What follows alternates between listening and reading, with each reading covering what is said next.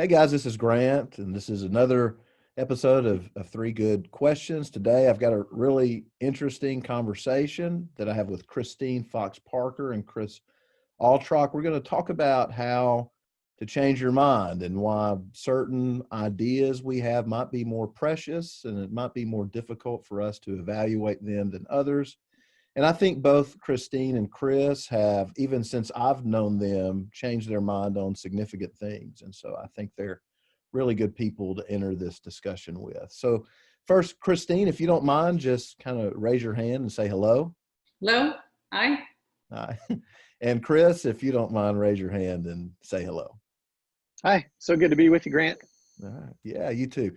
Thank you guys for being with me. And we'll kind of start with Christine here. And Christine, if you will, just give everybody a little bit fuller introduction of yourself. Okay. Well, I moved to Nashville a year ago, and came here with my new husband, Jeff, who's a wonderful, wonderful man. And that was after 8 years or so in West Virginia, where I spent some time working as a marriage and family therapist. Went to worship with several churches of Christ there in the area for a time. Met Jeff, graduated both my boys from high school and sent them off to college. And the boys, Aaron and Noah, are, Noah is 19, no, he's 20, studying at Harding, studying cello and Spanish. And he's doing that right upstairs right now because welcome to Corona world. And Aaron, my oldest, is in the Harding School of Theology world right now. He's making his mom proud, following in my footsteps. I've spent 15 years in Memphis prior to moving to West Virginia, where I got a couple of degrees. And so spent about 30 years, give or take, in a variety of ministries. As a missionary, and most of what I've done has been informal. I had what I like to call my open porch policy. And the front porch is my favorite place in the world, where I meet God the most, and he transforms my stubborn self quite well. But people would just started coming over, visiting, dropping in, and just talking. And it was a beautiful experience for me to be able to meet so many, especially during the time in Memphis, so many graduate students. Most of them, even though I did the marriage and family therapy degree and the MACM, so many theology students, MDiv students, MA students, just wonderful, wonderful young men and women who would just pop in, and getting to know them and loving them. So I know hundreds around the country and still really enjoy keeping in touch with them and the faculty at HST. So over the course of my work as a therapist as well, I became very skilled at trauma therapy. I found that a lot of just the same story over and over, sadly, tragically, trauma, people are being traumatized by experiences at church, a variety of churches, denominations, and the stories were very similar, traumatized by a person at church, and then by the church leaders who didn't believe that that person could do that kind of thing. And so as that specialty developed, I saw a need for access to help outside of a therapy room, because not everybody has access to quality therapy. So I founded a nonprofit called PorchSwing Ministries 2 years ago, this September, where I'm able to, at no cost to survivors, provide one-on-one care. It's not therapy, it's informed conversation. So that people everywhere around the world can access that caring conversation. I have a blog there. I do trainings for churches who want to learn how to respond better to tragic situations and to care better for survivors of abuse at the hands of church members. Mm. So that's what I do primarily now, and I'm very excited and very pleased to be able to do that and to see the two of you, good longtime friends. So. Yeah. Well, and that's kind of, I guess, the beginning of our relationship was that time at Harding as a incoming student. I ate at your house, and then also my spaghetti that never stops. That's right. That's right. That's right. Yeah. And we had some classes together there at the time, but I also think, a special convergence to me was not long after Isaiah was diagnosed with autism. You were one of the, I don't know how it happened. You were one of the first people that I talked to after that, and was very helpful and special to me during that time. So it was, so anyway, we go back to a really special moment there for me that I don't know that I've ever properly thanked you enough for that, but it was really helpful for me in Asheville. To be able to do that. Yeah. So, no thanks needed. Yeah, absolutely. Chris, why don't you tell us a little bit more about yourself? Okay. Or tell them. I probably know it, but tell them. I'll see if I can think of something I've never told you. Okay. Let's see. Kendra and I have been married for 30 plus years. We were married the summer of our junior year in college at New Mexico State University. We've got 2 kids. Jordan, our daughter, is 23 years old. She's a nurse at Vanderbilt Hospital. And Jacob is 18 and headed to the University of Tennessee, Knoxville. Yeah. Double majoring in chemistry and music. We're very excited for him, proud of both of our kids. Yeah. I've preached full-time for more than 26 years for just 2 churches, the University Church of Christ in Las Cruces, New Mexico, and the Highland Church here in Memphis. I was with them for 21 years up through February of this year. I write. I've written 8 non-best-selling books. And just signed to start writing my 9th non-best-selling book. Yeah. And so it's a labor of love, but I enjoy writing. They're really good non-best-selling books too, by the way. Some of the best non-best-selling books around. That's right. And I'm a spiritual director, so I do one-on-one and group spiritual direction and help train people in spiritual direction as well. Yeah. And that's really, we knew each other before, I think in passing, but Chris actually was facilitated the group. He trained me initially, and then the next year I came back and worked with him and co-facilitated. So that's really, I would say, kind of the heart of our connection, Chris, is around spiritual direction. Yep.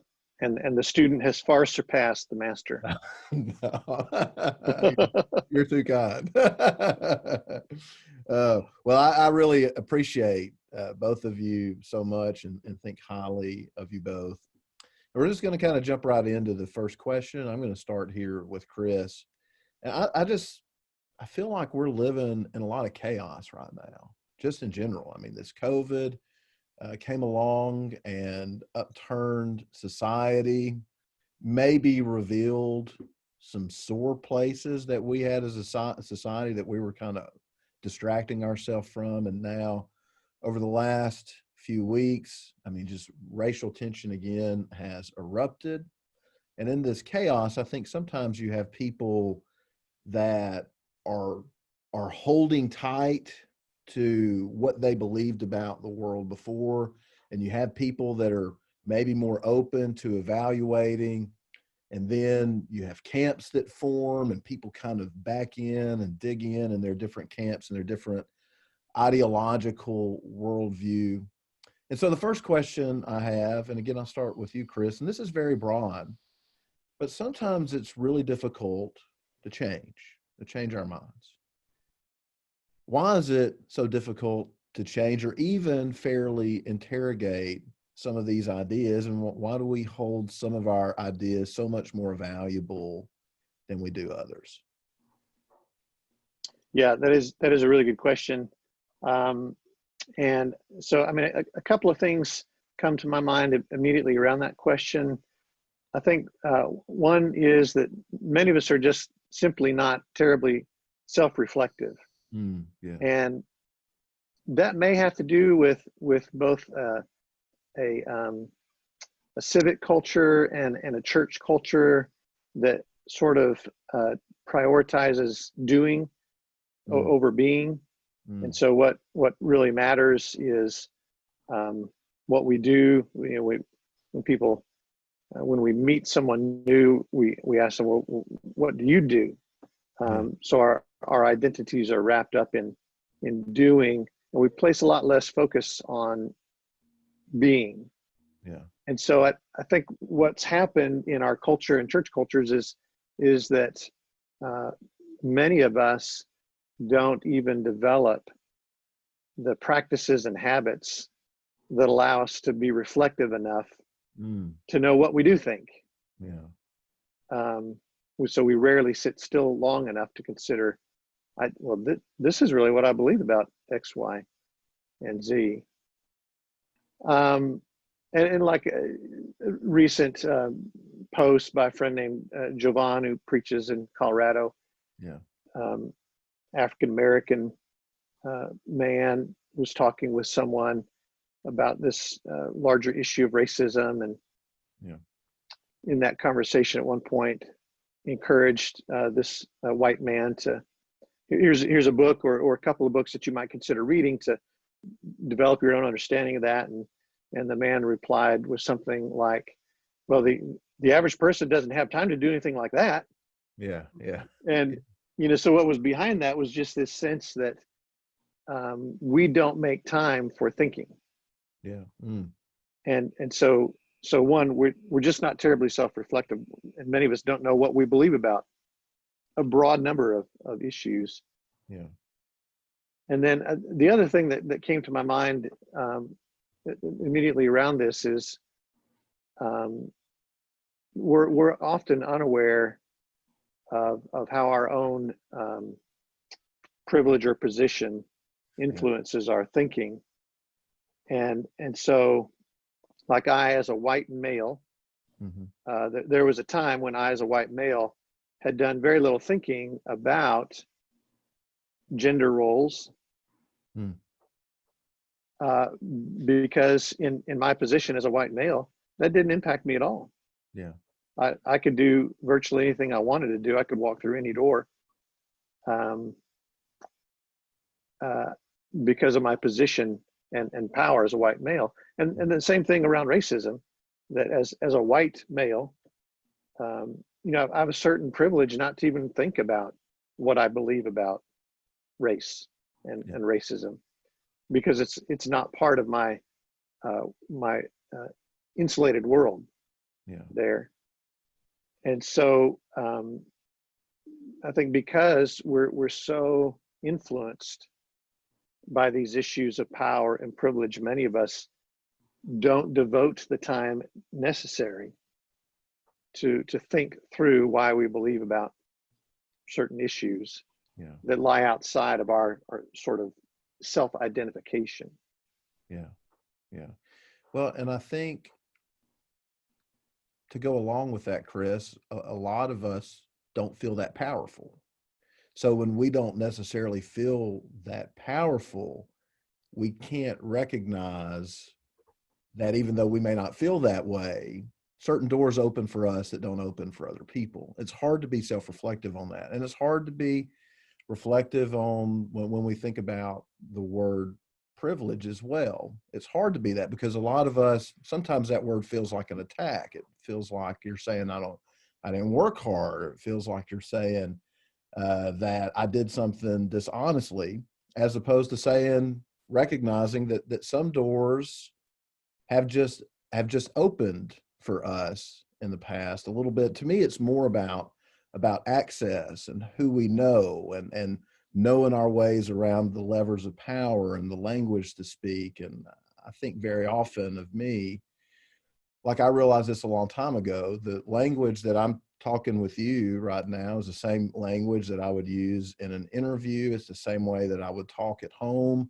with Ashley. And then I realized with some of my my friends that are people of color, that they have to change basically very often when they get outside of their, home environment, they have to think about the way that they talk in an interview in a way that I don't. And I think that those are little things. And also, maybe even a step further, it's really difficult to be critical or self-reflective of a system that benefits us. I think it's really hard to recognize that our experience is not everybody else's experience if we don't slow down and become reflective. It is a natural thing to think the way we walk through the world is the way everybody else walks through the world. Right. Was there something you wanted to add to that, Chris, or are you just active listening with me? I am actively listening to you. And I guess just one other addendum to that is just that, so much of our exploration and expression of our beliefs these days is taking place 130 characters at a time.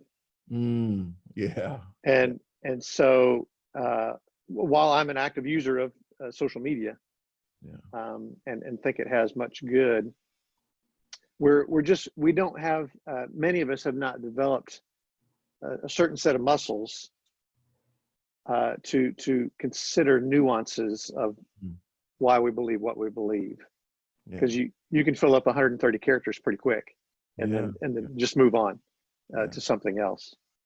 Yeah, that's good. That's good. Christine, what about you? Again, this is a really broad question. Why is it difficult to change our minds, and why? Well, I'm going to start with because our minds are not our own. There's so much complexity in, and even just as I watch our dynamics, and the things that you guys have said are all so good and so spot on. And you've opened doors for a broader conversation about a very broad issue. So I'm kind of like, well, so where do I jump in here? There's so many spots, but I've thought about this question since you sent them to me. And my first response is, we don't change our minds easily because we don't own our own minds. Neuroscientifically, neuropsychobiologically, we own our brains and bodies, which, by the way, the brain is an organ of the body, just like the liver. There's no separation. Although we say, my mind and body are feeling really good today, we don't say my liver and body are feeling good today. We make a dualistic separation without intending to. Which is more accurate, actually, than saying my brain and body are feeling good today, because the mind is a little different than the brain. The brain is a physiological structure that is part of the body, like the spleen. When everything inside the body is functioning well, the whole body functions well. When the spleen doesn't work, you get emergency surgery. I know that because I watch TV, like medical tips. Okay. So what's the mind then? Okay, so the mind is an interactive, the mind happens. So our mind is, my mind, Chris's mind, Grant's mind is a interactive, reflexive, neuronal experience in this conversation. Okay, so we are fairly like-minded people. We are good at self-reflection. We are good at reflecting on the institutions that we have been a part of, which have been very similar for most of our lives. We are good at empathy. And a lot of the things that it takes to change mind. So when you bring three people like this together and create mindness in the center with our neurons, then what happens is a physiological experience where all three of us feel good. Brain chemistry is good. There's the polyvagal, the central nervous system response is good. We can sit and be calm. And if we were to bring in another human organism who didn't have those experiences that were similar to ours, that person would enter the neuronal space with us in our minds, and it would change everything. The equilibrium would be off. And so all of us would have a response, a physical response to that, including the person that comes in, which makes it hard. Yeah. Our job then is to remain individually, because remember, our brains are our own, our bodies are our own. It's the mind we don't own, the mind we share. So to change the mind, we have to learn to, and this is work that we've been doing, and we have to change. We have to be able to maintain our own individual physiological brain, spleen, liver, respiratory rate, equilibrium, calmness. Yeah. While the fourth person comes in and brings new neurons into the mind space with different ideas and new ideas. And that person has to also be able to do that. Yeah. And as that person listens to our experiences, Yeah. when that happens, you have great discourse. We call it synergy.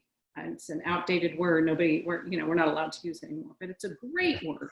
Because out of synergy, you get a variety of lived experiences shared, and you can say things like, well, I've learned to stay calm in these kinds of upheaving situations by deep breathing and self-reflection.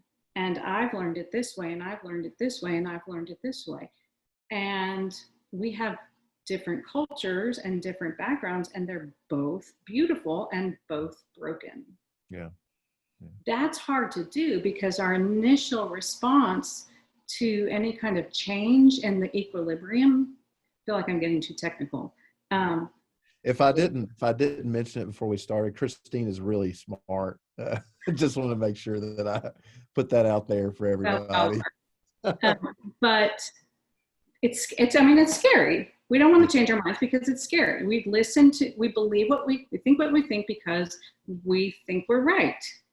And when somebody comes along and says, no, there's another way to think,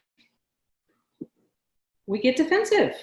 Yeah. So the ability to stay calm, and that's really what I'm talking about, the ability, and it's a learned experience to come into a conversation with opposing or different, they don't even have to be opposite, different ideas is a beautiful experience, but it takes self-reflection. It takes learning these things. It takes, you said, you're talking about thinking about power and thinking about, even recognizing that you have power. Something, Grant, you said earlier was people feel powerless. That's a frightening feeling. Yeah. And so in response to feeling powerless, what do we do as human beings? And this circles back to something Chris said about what we do and who we are often not in sync. Yeah. We feel powerless, so we do power. Yeah. You hit on something that to me seems really important, and I want to let you get you to comment on it. First of all, when I said that, I was being a little bit tongue in cheek, but I am serious. Yeah, Christine is very well. I'm about to clear up a little joke that I made. Like, I am serious in that Christine is very smart. And, I thought you were talking about the powerlessness, but I'll agree with that. Yeah. But like, this is all like that. She's one of those people sweating from embarrassment. That's right. Well, she has a lot of this background, has done a lot of different things in the background in therapy, and I know worked closely with the neurologist in Memphis. That was one of the things that she helped us with. You're a so psychologist. She is swimming in her end of the pool right now, for lack of a better word. But what you said, I think in changing our mind, there is a level of comfort in being around people that think like we do. And you even said kind of a happiness and an easiness. And I wonder how much difficulty there is in changing our mind is connected to upsetting the equilibrium that we live in every day. Yeah, that has to happen. Yeah. So the best description I've ever had of that came from a professor at Harding School of Theology, and he talked about and this is systems theory. This is true in every system, a work situation, corporate, church, family, couple, two siblings. Every system is always working towards equilibrium, towards spinning evenly. So you think about a mobile, I don't know how to pronounce that. How do you pronounce that in Senatobia? Mobile? Mobile. Yes, it's three syllables. Yeah. Mobile. Yeah. Okay. That's the North Alabama pronunciation. All right. Well, that's where you're at. That's where we'll go. Yeah. The mobile that spins above the baby's bed. Yeah. Every piece may look different, Yeah. but it has to have the same weight. Yeah. So in order for it to spin well, to have equilibrium, so it's spinning in equilibrium, they have to have the same weight. They can look however they want each piece. If you want to change the mobile, Yeah. what do you got to do? Yeah. You got to take a piece off. Yeah. Or add a piece. Well, what happens then? What happens if you take a piece off the mobile? Because they're all spaced evenly too, right? Yeah. Mm-hmm. Yeah. Yeah, what happens? Yeah, it spins out of control. That's right. Right. It goes like this, and if you don't turn the motor off, it's going to keep spinning and spinning, and they're hanging on long strings, and it's going to get twisted and gross, and boom, blow out the motor. Right? Okay. So what we think typically, and what I would have thought before I had this training, was that's a dysfunctional system. So a dysfunctional family is a system where one of the pieces of the mobile is the wrong weight or missing. That's not true. Yeah. Every system is spinning in equilibrium. Every piece of the system has the same weight. It can be the ugliest mobile you've ever seen or the prettiest. If you mess with one piece of the system, that mobile is going to do everything it can to rebalance. And it won't rebalance until you replace the piece that's gone with another equally weighted. So every change to a system requires a response. That's the basic idea. Okay. So like I said, with the three of us, we add a fourth person in. Yeah. That person can agree with us up and down every hill and valley, but it's going to cause a change until we know what the change is and we rebalance the equilibrium. Yeah. So it's this issue of equilibrium and systems is not about authority, power, or agreement. It's about the mobile spinning like it should. So different parts of the mobile may have more authority.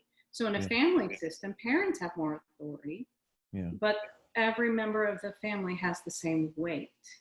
You take out a child and it throws the whole system off. Okay.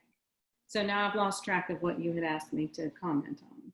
Well, how part of this idea of changing our mind, why it might be difficult, is because of if we believe something that's basically in agreement with the system that we're part of, the community that we're part of, then we're throwing some discomfort. And to take your analogy of the mobile a little further, that we're taking a piece and throwing it off kilter. So it's not, it becomes obvious that things are not spinning the way that they were before. Quarantine did that. Yes. Yeah. Okay. So the overarching culture of the US, okay, there are a bazillion subcultures, but let's just consider the overarching, and I don't mean the white dominant culture. I mean, as a whole, there is a milieu. COVID happened, and country shut down. Yeah. And it's traumatic for so many reasons, so many things. Isolation is a piece, so social interaction is a piece of the mobile that got taken off. Yeah. Millions of people without jobs, money, the economy is in chaos. And also remembering that there's all kinds of other mobiles going on that are all impacting each other. So all these different systems at every level, family level, now, the daily life of the family the mobile is changed at many levels because different parents are home at different times, different kids are home at different times, there's no school, there's so much chaos. Yeah. And I think it was you, Grant, who said when chaos enters, social issues that weren't there surface, or that were there, but it was easier to pretend they weren't there. Yeah. So for instance, an alcoholic family system, an addict family system, it can hide the addiction, and every piece of the mobile, again, they're all equally weighted. Yeah. So every piece will work to make sure the alcoholic keeps drinking, because if the alcoholic stops drinking, that changes the weight of that person's place on the mobile. It's not conscious, it's not intentional, but it's like you said, if the system benefits you, you're going to fight to maintain that system. Yeah. It's hard to imagine that an alcoholic family system benefits anybody. Yeah. But it does. The dynamics just are there. Yeah. So when there was no national crisis, there were enough people saying, and this is where we have to evaluate our system that we maintain dominance in, there was enough benefit of the system to enough people for us to justify it and not self-reflect on our white dominant culture. Yeah. And now there's not. Now there's enough chaos for us to be forced to take a look at ourselves. Yeah, absolutely. And that's the beautiful thing. I hate to say beautiful, but the possible good thing about chaos. And I've been preaching about chaos for the last few weeks, so it's on the tip of my brain. But the beautiful thing about chaos is very often at the end of it, God creates something beautiful. So that's my prayer, is that through this chaos that we're experiencing right now, that we're going to walk into a new creation that's beautiful, because we've been forced to reevaluate where the lines and the boundaries are again. I really like the illustration of the mobile. The mobile is obviously disturbed right now, but hopefully when it rebalances and recalibrates, we got a better mobile than we did when we started. And that's a critical challenge, because it could go either way. Yes. And let me really quickly go back to the addictions model.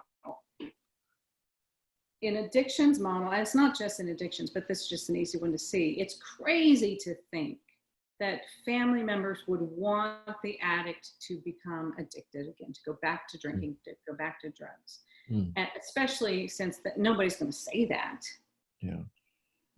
But the family system, and it's not about individuals who are broken, it's about a system that's broken. Yeah. When the system is so broken and the only thing we know is what we're supposed to do to maintain the family system, then our default is to do those things to enable the addict it's not even about the addict when we're talking about systems, to enable, and so the behaviors, and again, it's about being more focused on doing than being, like Chris said earlier. The behaviors that we engage in to get to even unconsciously, subconsciously get the addiction back into the family system, because that's safe. Everybody knows what to do when there's addiction in the family. Yeah. Everyone knows how to do that. Yeah. It's safe, it's comfortable. The only thing that will disrupt that is for whichever person in the addiction family system has decided to change, to stick to their guns. Yeah. And that's hard. That's changing a mind, and that is so hard. So it doesn't have to be the addict to get sober. It can be the hero person who says, I'm done saving you all. It's not my job anymore. It's never been my job. It can be the enabler who says, call the office yourself. It's not my job anymore to, tell them you're safe. So in this situation that we're in with racism in America, we can say all the right things right now and still really work to get the oppressed people of color we've been oppressing for so long back in place, because that's safe. We have to continue this conversation about racism, about abuse, about church abuse, about this can apply to anything that we have to change, because changing our minds is so hard. It hurts. It's painful. We don't like pain. I don't. Well, and I think, and I'll say this, and then I want to move on to the next question, that I think a strong argument can be made that at the end of slavery, you had Jim Crow that came in and rebalanced the system, and then you had the civil rights movement.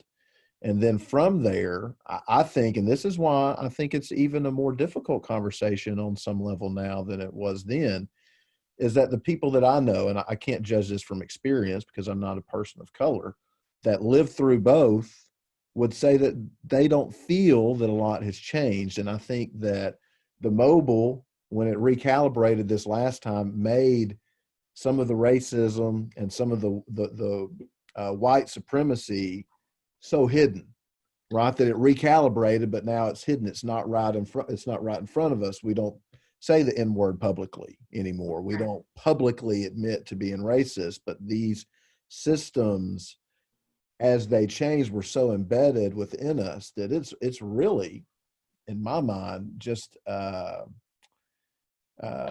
mean, I would even go a step further and say it's demonic in the way that it works. I would say it gave us plausible deniability.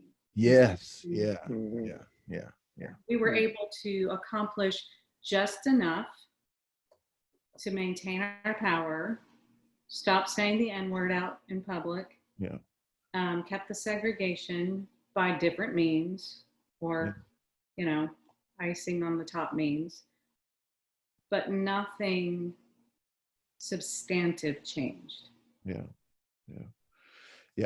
And that's the challenge, right? As we kind of have a past now, and we can say, I don't actively treat people of color poorly, and yet you can sometimes see our reaction to that, our defensiveness in recognizing that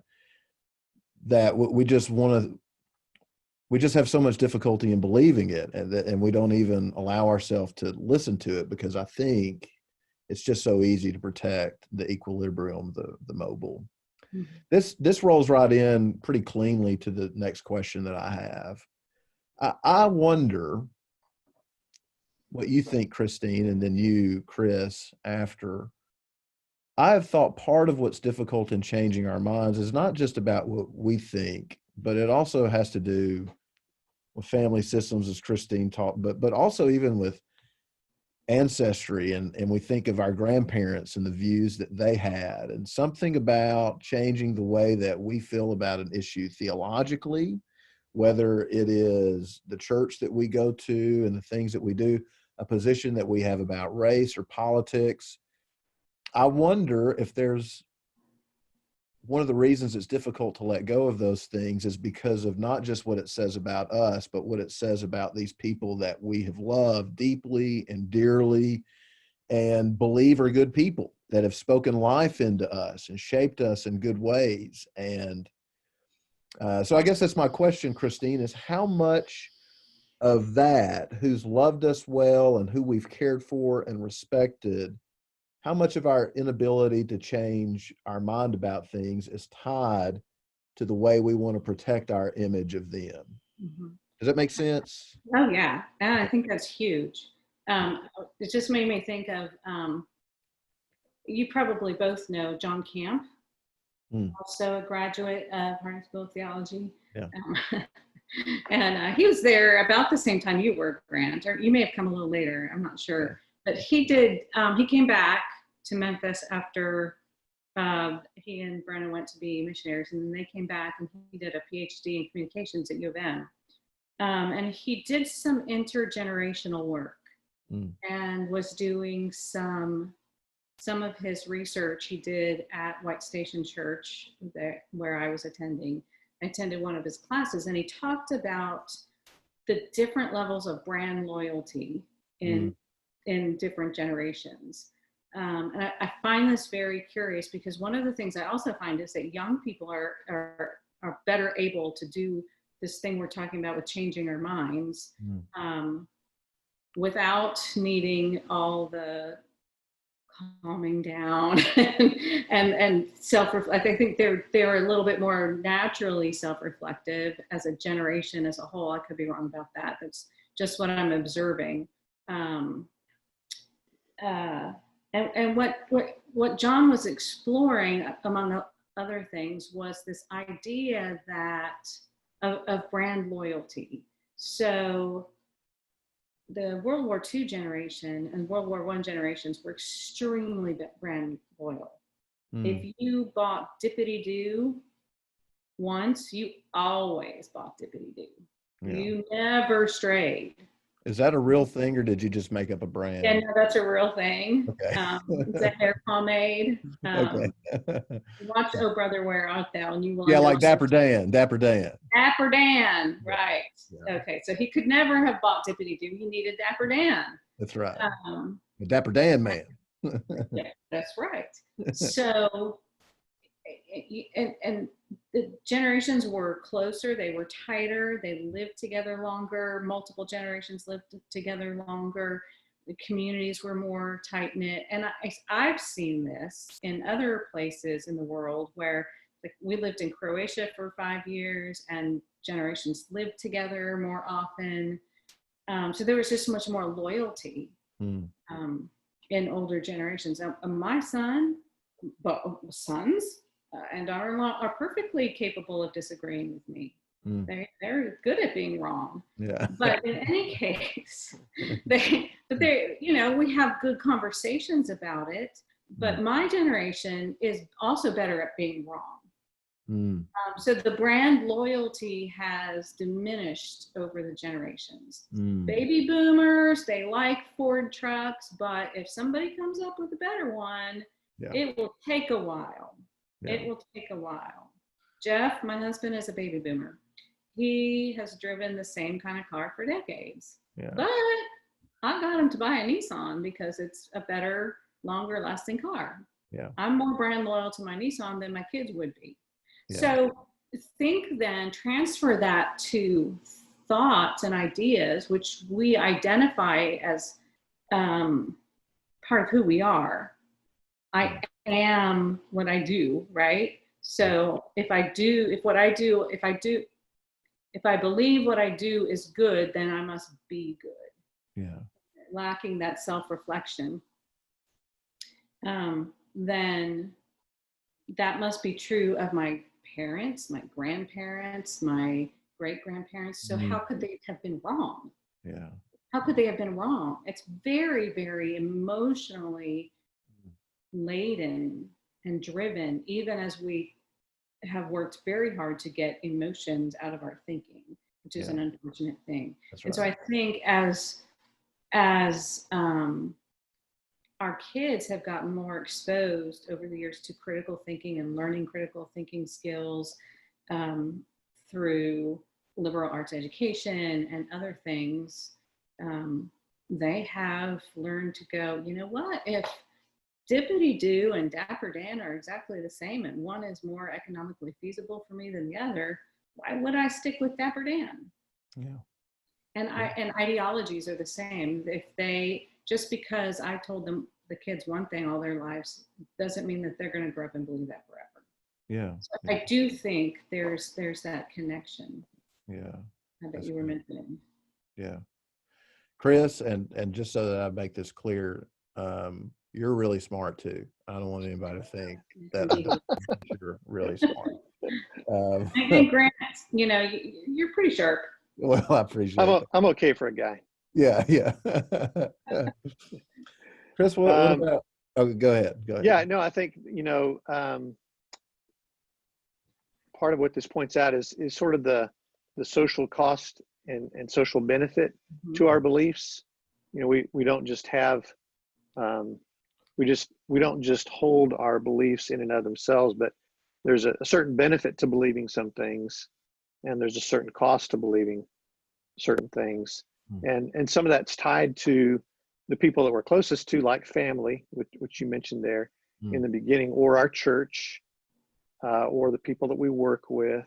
And so changing our minds about something often brings about social cost.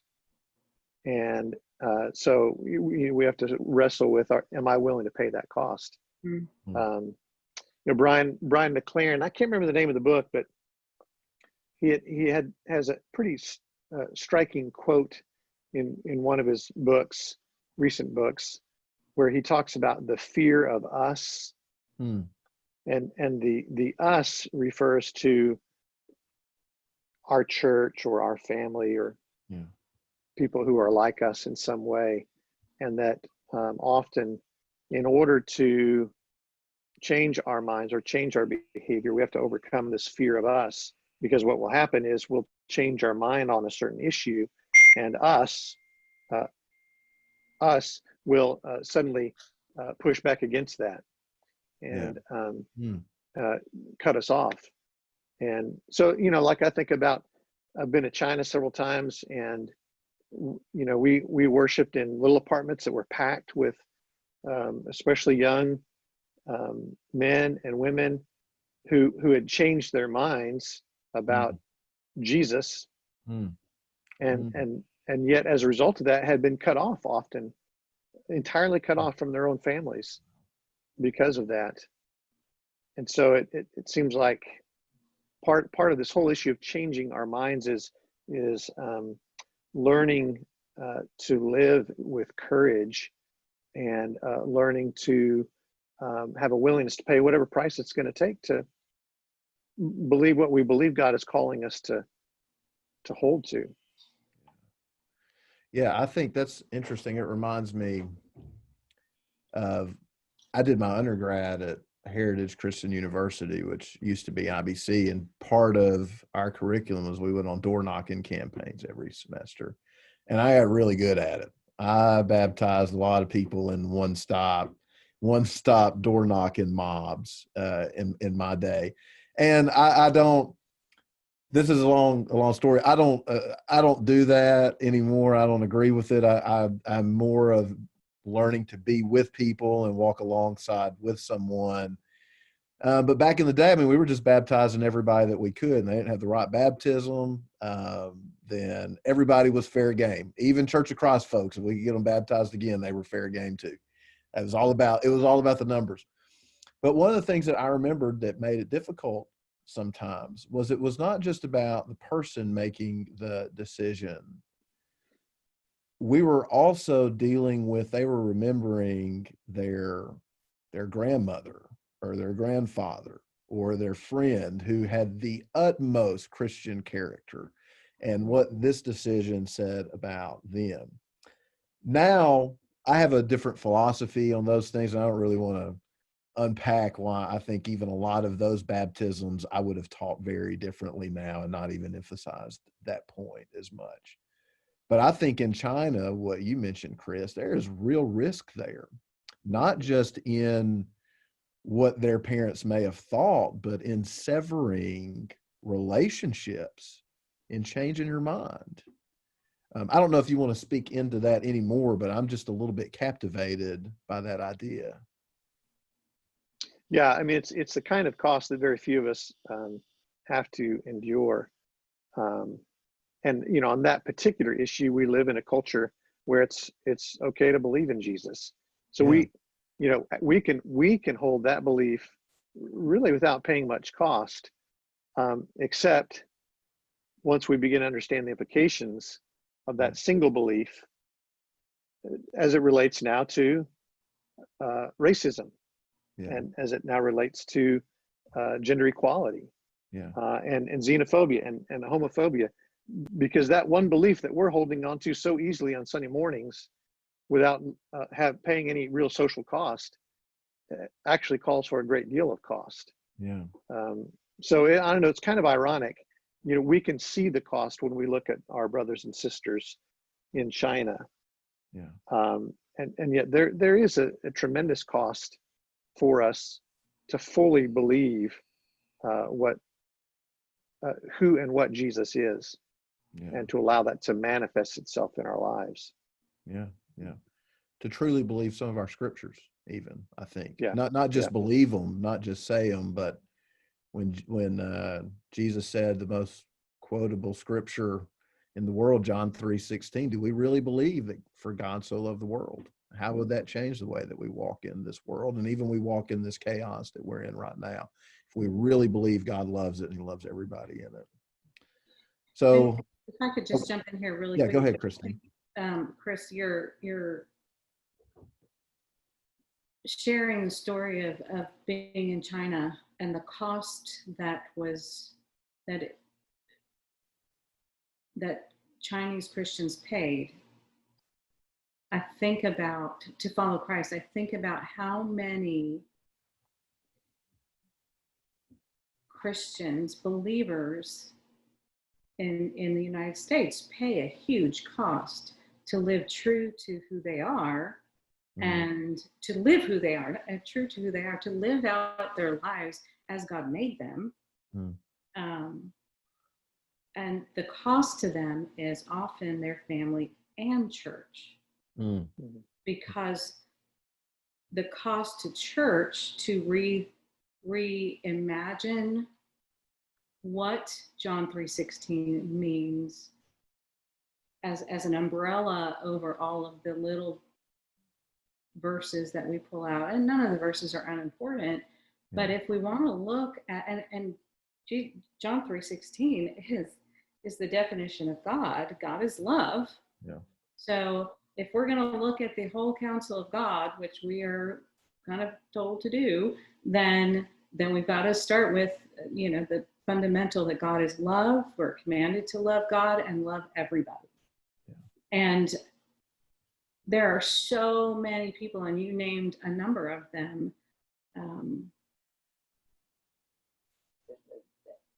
African Americans, LGBTQ, the abused, impoverished people, anybody who doesn't look like the church that they want to worship God in, is paying the cost. They either choose Jesus or they choose themselves, and that is not John 3:16.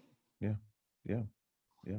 And I think you can just pull the issues out of that and say, sure. are we meeting people the way that God meets people in love? Just front end, take out. It's so easy to lose ourselves in the issues and miss the fact that we just have zero excuse for not treating anyone in love. Jesus says our enemies, and these people are not our enemies. At the very least, they're not our enemies. That circles right back around to what would bring a person to marginalize someone who's different. Yeah. Because changing our minds is so hard. That's because right. we have to calculate the cost to ourselves. Yeah. What would I lose if I say, oh, wait, everything my ancestors always said was wrong might not be so wrong. Yeah. It's hard. It needs to be done. The self-reflection, all the things that Chris mentioned earlier that have escaped my mind, but you guys can rewind and listen to it again. It all has to be done. We have to learn to calm ourselves of the fear of that cost and put God in front of us and God's people, which is every human being that's ever been created, because everyone was created in God's image by That's God. right. Yeah, absolutely. And it's hard. It's hard, but it's worth it. Yeah. Last question, and I'll start with Chris here and then end with Christine on this question.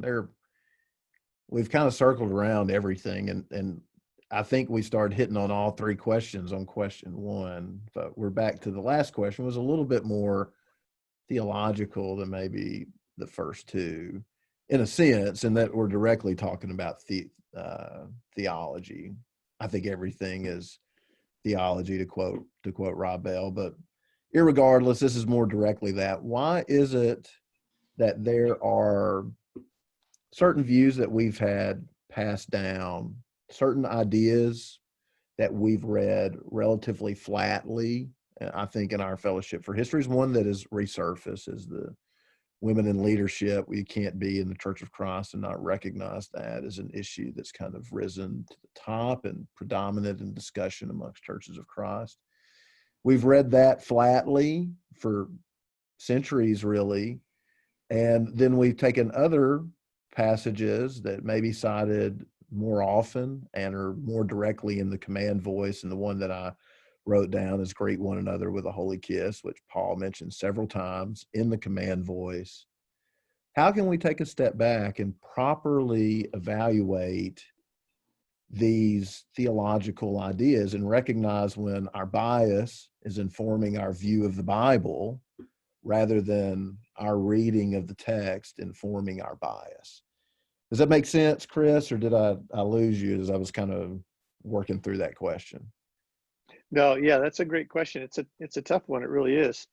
I was going to just note the fact that you've got a episode here where Rob Bell and Brian McLaren have been quoted. Yeah. May cause some people to change their mind about this series. Yeah. I just thinking about that question. I had lunch very recently with a couple of disciples of Christ, pastors, through a providential series of events. We've been connected during COVID, and so Ryan was talking about the sermon that he's preparing for this Sunday out of a book of Acts, and he said, I can't count the number of times I've read the book of Acts. I studied the book of Acts. I had a whole course in it, at seminary. But he said, I recently got my hands on a commentary.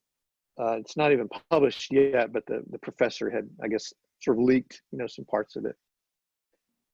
And it's written by an African-American theologian at the seminary where Ryan attended. And he said, I started reading through that, and I thought, I had never noticed that before. Yeah. And it was simply because the person writing the commentary was writing explicitly and intentionally to offer an African-American voice or set of eyes to read the book of Acts from, and Ryan, a white male, didn't have that set of lenses on, and so it missed so much of what was there in Acts. And I guess I just think about that as I think about your question. There's so many layers to that question, and how we do hermeneutics and how we don't. But I think a practical step to take in learning to see our biases and in learning to understand the whole counsel of God is to start reading people who are not like us. Yeah. So for me, that would be women and people of color, and we could list several other categories there that allow me to see and hear things that I don't see and hear. Yeah, that's good. And since we're throwing out authors that are controversial, I'll go ahead and throw another one out. By the way, this is no endorsement of the full counsel of any of these authors, but Pete Enns is one of my favorite quotes, that all theology has an adjective. We tend to say theology, and what that often means is white, Western European male, because that's generally what formed the majority of our theology, but when we learn to read through some of these other voices, whether it's Latin or whether it's liberation or whether it's feminist theology, we again just increase our vantage point. That's not to say that any of them have the whole truth. I don't think any of them do, but it kind of enlarges the perspectives that we have, and it just gives us a fuller amount of data to work through to get closer to what God is trying to get across to us when we can see it through more people. I think that's one of the reasons that God created so many of us and made us so diverse, created us all in his image, but that image can look very differently. My thought has always been the more of those images that we get to know and include kind of in our social circle, the fuller image of God we get to see. So anyway. That's right. Yeah. Yeah. So, I think it raises the whole issue of reading in community, whether that's a physical community or a community represented just by the voices of different people. Yeah. So looking at the community in which we are reading and interpreting scripture. Yeah. That's really good. Thank you, Chris. Yeah, that's a good point. Years ago, when Friends was actually not in reruns, somebody was noting that they're all the same age. Yeah. I mean, it's all the same age, same socioeconomic background, same color, same educational background. Everybody on the show was, and the only people who were older than they were always antagonistic. So parents were problems. Parents were problems to be avoided and dealt with. There were no mentors. There's no creative imagination for otherness. Yeah. In a good way. That embracing of, and it's come back around, and it's so great again. And that self-selection of peers who are so exactly like me. Yeah. Did become, as much as I love millennials and all the rest of the generations, I adore young people. There is that sort of self-selection, which in my kids' generation is changing. And I think they are doing it. Aaron just gets all smart. That's the word I'll say. Sassy and smart about when he sees a syllabus that has no diversity. And well, he should. And he sees the world more clearly than I do on a lot of these things. And I've learned from him. And I appreciate that. He's not of the Friends generation. Yeah. And I'm glad for that. Yeah. Something you said earlier, Chris, too, the practical reading of others. And I want to use others in a personal way, in a positive way, because I'm an other, you're an other, we're all others to others. Yeah. And learning to do that will cultivate an imagination for the brilliance and beauty of our differences. Yeah. Which I think goes to the answer somehow of how do we step back and recognize which side of our reading of the text is our bias on. Yeah. It's going to be on both sides. Yeah. But we can, when we expand our I do at least, I expand my imagination when I watch Friends and I can't think of the name of it. I was just watching a show, watched a lot of TV on quarantine, but it was this wonderful Black family that he used to be a basketball player, I think, and retired, and they moved back home to Alabama, and Jeff could tell you who the basketball player is because he loves sports, and just decided to stay there and give up. was just this really sweet, heartwarming film or TV show. About 3 seasons. I was disappointed. Just cultivating more of an imagination of who we all are as people, that in the different cultures that we live in, and none of us are perfect. Yeah.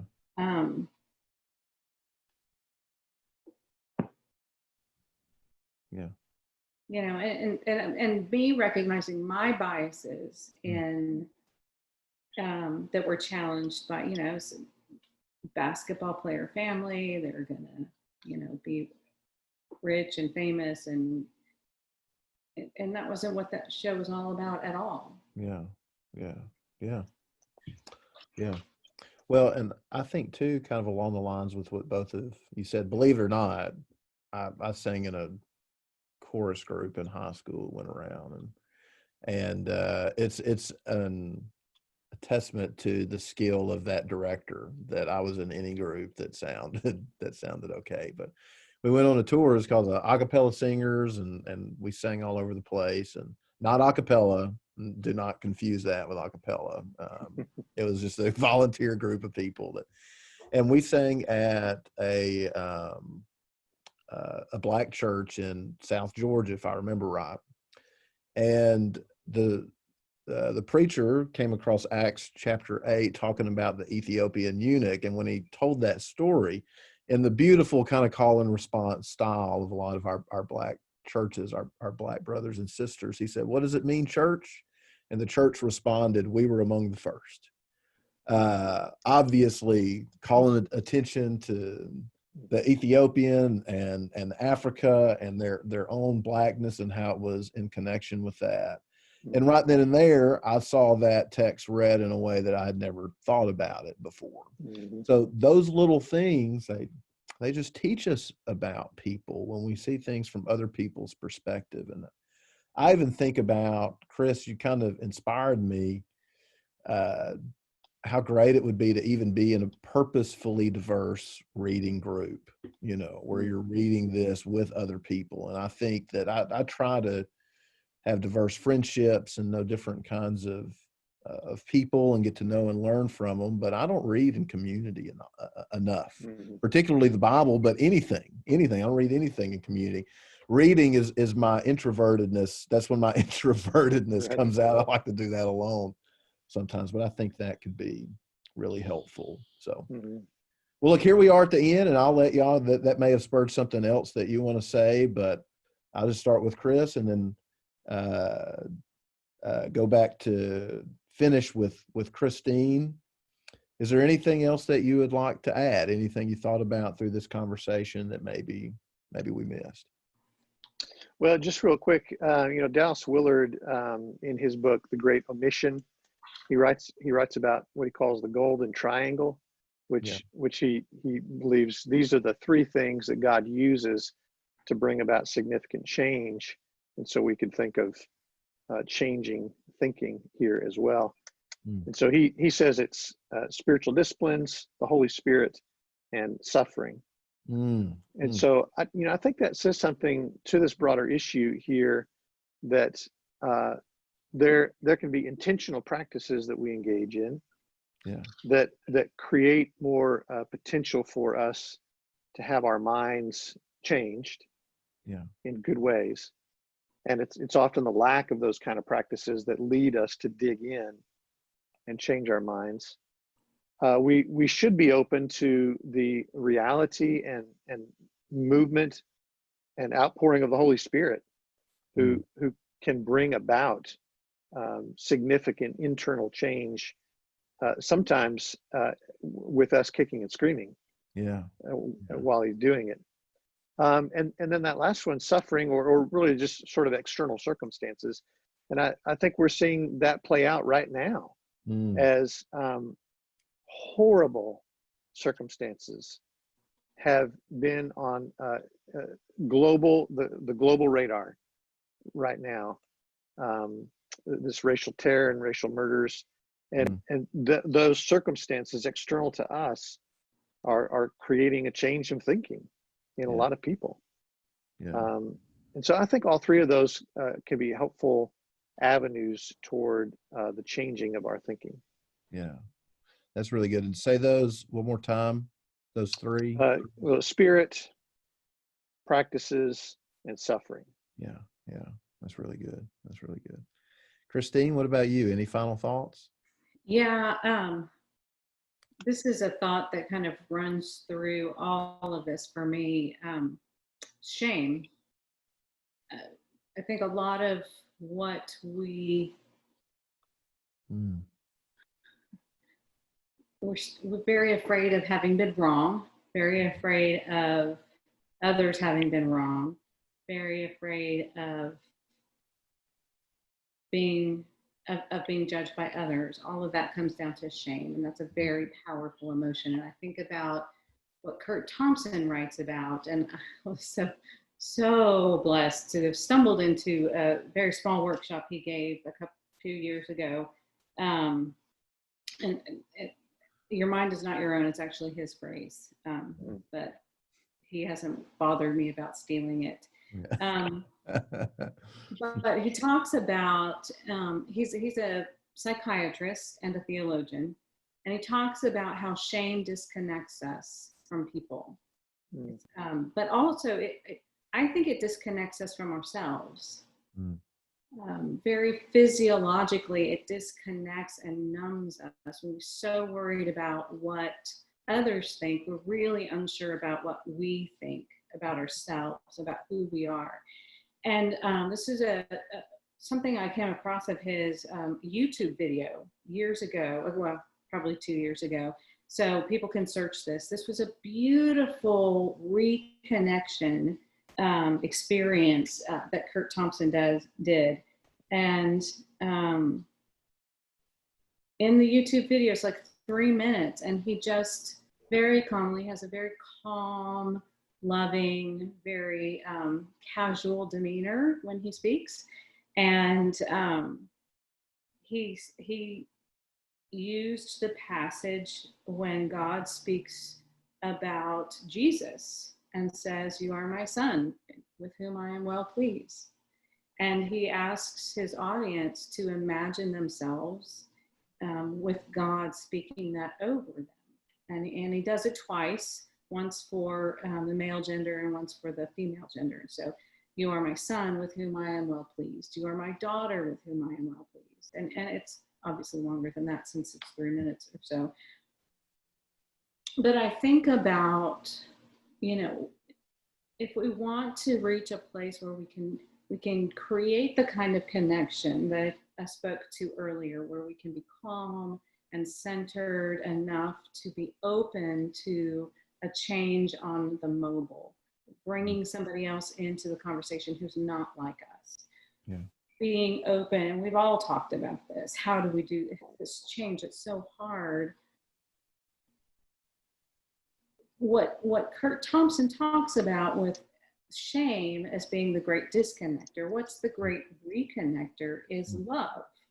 Yeah. And that's frightening, because it's a very vulnerable space to be loved. Yeah. And so this YouTube video that in which he pronounces or allows God to pronounce through him and through the text God's love and appreciation over his sons and daughters is a very powerful tool. I really encourage people to go take a look at it. It was very powerful for me. Okay. Yeah. Yeah. Well, what I'll do then, Christine, is maybe when this is over, I'll get you to find that link and text it to me, and I'll put the link in the description when I upload this. And so if anybody wants to go look at it, they can. So maybe that'll be helpful. So, well, thank you guys so much for this conversation. It's good to catch up with you again, and thank you for your time. Thank you everybody that listened, and maybe now in this chaotic time we can step back and really ferociously evaluate our ideas, particularly the ones that are separating us from other people. I just feel like that's so important right now, that we recognize the barriers that we're putting up, that are keeping us from loving people the way that God loves people. So thank you so much, Chris. Thank you, Christine. Maybe say goodbye one more time and we'll cut this Thank off. you, Grant. And thank you, Chris. You guys are wonderful people. Thank you. Yeah, thanks to both of you. Good to be with you. All right. You guys have a great day. Bye, everybody.